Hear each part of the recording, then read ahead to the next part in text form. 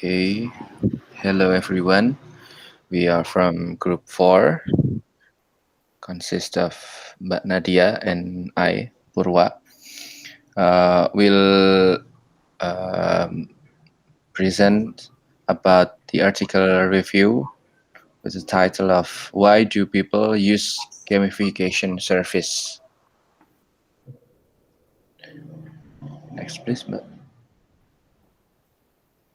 Okay, so gamification in this article, according to the several literature, focus on the term of gamefulness, which implies that the main defining factor of gamification pertains to, in a similar manner as games, the self-purposeful nature of activities. Most loyalty programs aims to offer economic benefits redeemable by points, such for the example, from the continuous use of service, and most likely invoke intrinsic motivations. And the otherwise, gamification aims to support decision making by means of affective rather than cognitive process. Next, please.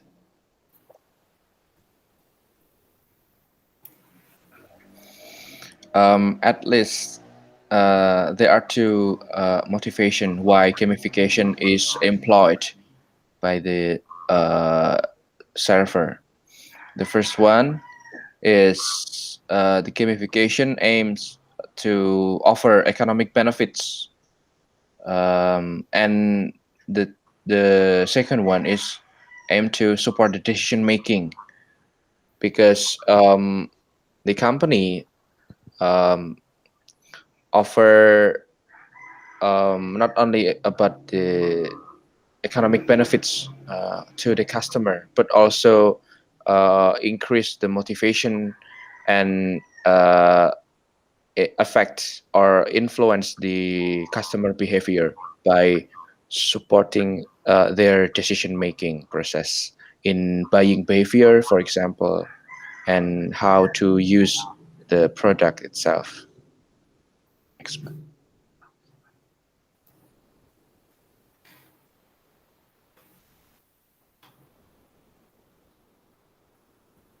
Then to support the arguments and uh, to use the method of the falsification on the existing literature, the author conducts a survey and gather the data from the questionnaire from the users of Fitocracy, an online service that gamifies exercise. So the service enables the tracking of one's exercise, and the user enters their exercise details into the system. And gamification is further incorporated into the service by rewarding the user with a point value allocated to a given exercise. And also, the other service users can provide comments and likes, and this offer encouragement on the exercise reports, achievements, and level ups of other users. So, beside the users could play the game itself, it's also employs the effort of the engagement by using comments, likes, and share to the other user itself.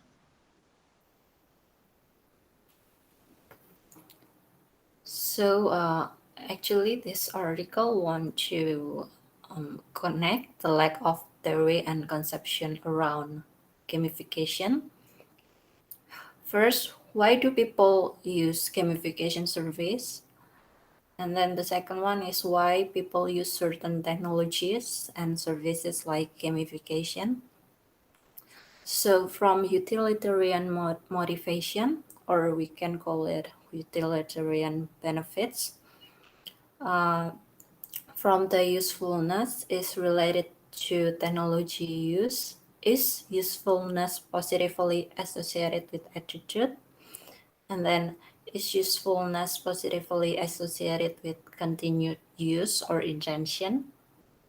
And then the second utilitarian motivation is about the ease of use, that is refers to individual perception. So the second hypothesis is about is of use positively associated with attitude, and the second one is of use positively associated with continued use.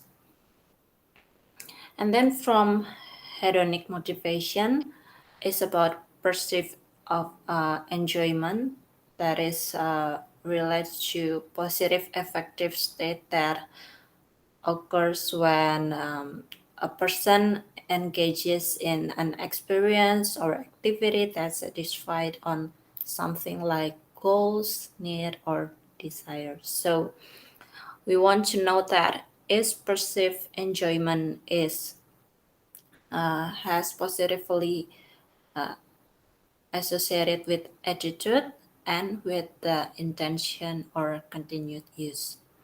And then the second one about the hedonic motivation is about use of system or playful, or we can call it as playfulness. It's referred to aim at making use of system or playful. So we want to know the is there any positive connection from the playfulness and with the attitude and intention or continued use. And then about social motivation. So social motivation consists of social influence, that is refers to process by which an individual attitudes, belief or behavior are modified by the presence or action of others. And then the second one is about sense of recognition. Sense of recognition, for example, if you are given recognition, people show admiration and respect for your achievement. So we want to know whether social influence and sense of recognition have a positive connection with the attitude and intention or continued use or not. And then from the attitude and continued use or intention, we also want to know the relation between two of them. Because the writer suspected that attitude and continued use is suspected to be similar. And then the result from this research, there are some results. First is actually usefulness, ease of use, enjoyment, and attitude are positively associated with continued use. And then recognition and social influence are positively associated with attitude. And then usefulness and playfulness itself are associated but indirectly with continued use. On the other hand, recognition and social influence are unassociated with continued use. Ease of use, enjoyment, and playfulness are associated with attitude. And then the next slide will be presented by my teammates again. Purwa, please. Okay, then from the result of survey, we can discuss about um, what is the literature want to say and what is the other literature uh, were arguing. So the establishment literature on technology acceptance suggests that the use of utilitarian system is mainly motivated by perceived usefulness, while the use of hedonic information system is motivated by perceived enjoyment. So the term perceived, both in perceived usefulness and perceived enjoyment, is obviously important because it's uh, the uh, subjective point of view of the users of the game uh, players. And the result of this paper, however, suggests that gamification lingers somewhere in the middle of these polar ends, or mixed system, or alternatively offers the benefits of both systems. So when the existing literature in 2000 and 2004 says that the utilitarian system is mainly motivated by uh, either perceived usefulness or perceived enjoyment, then this research of this paper challenge that it's not uh, such that polarized, but somewhere in the middle of these polar ends. So the customer or users is likely to be preferring the um, the benefits or the patterns between both uh, perceived usefulness and perceived enjoyment, instead of choosing one of them standalone, or they want to uh, use or receive the alternative offers that can bring benefits of both system. So uh, user want to get benefit of both system, both hedonic and utilitarian in this context. And the result also indicates that social factors had no significant association with the use of intentions, but positively influenced attitude toward the system itself. So the social factors um, is not really significant to push the users of the users intention, but when the users uh, are coming into system itself, it could the social factors could influence the attitude of the users within the system. Next one.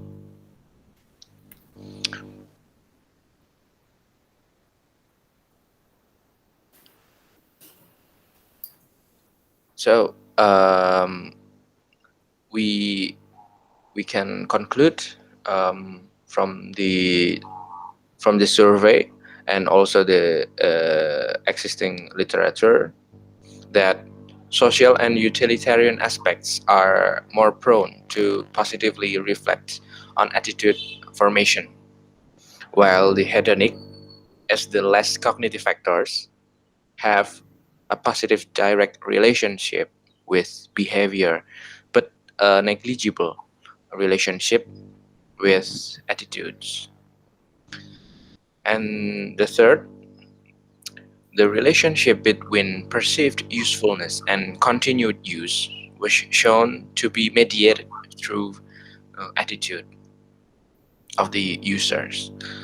And consequently, the result suggests that hedonic aspects, for example, the intrinsic motivators, drive the actual use, whilst utilitarian and social aspect, uh, such as the extrinsic motivators, affect the attitude, and through attitude have an effect on use of intentions.